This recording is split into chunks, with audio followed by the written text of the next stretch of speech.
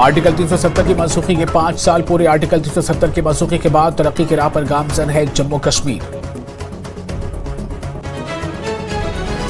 Article 370 और 35A को हटाए जाने के 5 साल मुकम्मल होने के मौके पर जम्मू कश्मीर पुलिस अलर्ट। अखनूर और पालनवाला सरहदी इलाकों में सिक्योरिटी बढ़ा दी गई।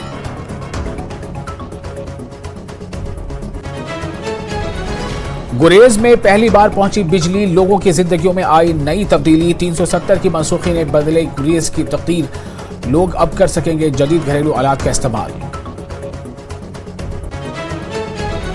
370 की मनसूखी के 5 साल मुकम्मल। पुलवामा जिले की बदली 5 अगस्त 2019 के बाद तस्वीर। पहले दहशतगर्दी के लिए था मशहूर, अब पुलवामा खेल और दीगर सरगर्मियों के कर रहा है तरक्की।